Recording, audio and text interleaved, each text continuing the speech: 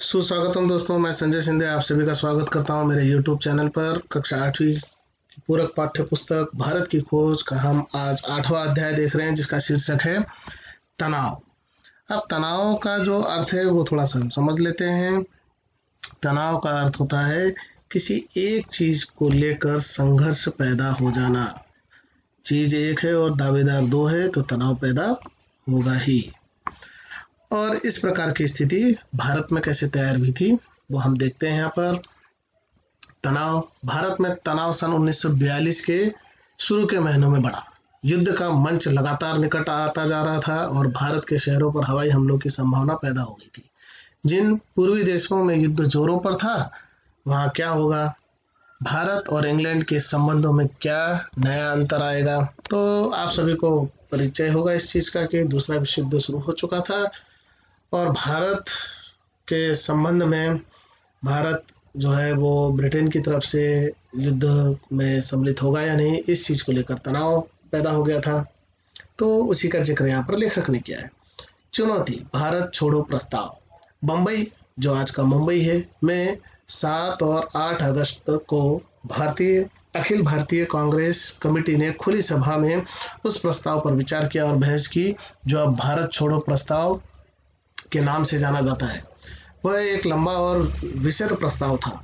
उसमें अंतरिम सरकार बनाने का सुझाव दिया गया था, ऐसी सरकार जो मिलीजुली हो, जिसमें सभी महत्वपूर्ण वर्गों के लोगों का प्रतिनिधित्व हो और जिसका पहला काम होगा मित्र शक्तियों के सहयोग से भारत की सुरक्षा और अपनी सारी हथियारबंद और अहिंसक शक्तियों के साथ बाहरी हमलों को रोकना।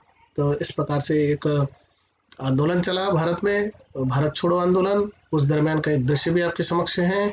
आंदोलन के दौरान मुंबई में या उस समय का बंबई में औरतों का एक जुलूस जाता हुआ दिखाई दे रहा है उसमें। तो एक संघर्ष का वातावरण बन गया वहां पर। कांग्रेस कमेटी ने संसार की आजादी के लिए ब्रिटेन और संयुक्त राष्ट्र से फिर अपील की। तो इस प्रकार से लगभग आधे विश्व पर ब्रिटेन का शासन था और उसकी स्वतंत्रता की अपील भारत ने की, जिसमें भारत भी सम्मिलित था। और इस बात की स्वीकृति देना तय किया कि गांधी जी के अपरिहार्य नेतृत्व में अहिंसात्मक ढंग से एक जन आंदोलन शुरू किया जाए। यह स्वीकृति उसी समय लागू होती जब गांधी जी ऐसा निर्णय लेते। अंत में कहा गया कि कांग्रेस कमेटी कांग्रेस के लिए शक्ति हासिल करना नहीं चाहती। ताकत जब भी आएगी तो वह भारत की सारी जनता की होगी। तो इस प्रकार से एक अंतरिम अर्थात आंतरिक फैसला लिया गया कि अहिंसा के मार्ग से ये होगा।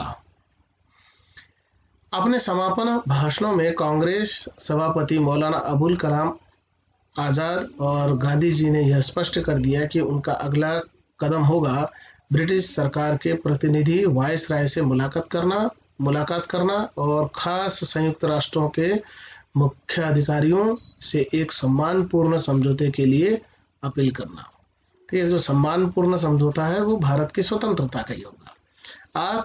8 अगस्त सन 1942 को काफी रात गए यह प्रस्ताव अंततः पास हो गया।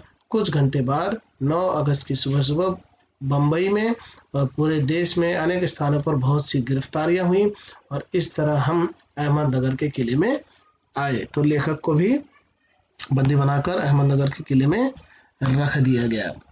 अब जो प्रस्ताव था उस पर जाहिर है ब्रिटिश सरकार ने एक विशेष निर्णय लिया और वो निर्णय ये था कि किसी भी तरीके से इस प्रस्ताव पर अमल नहीं किया जाएगा।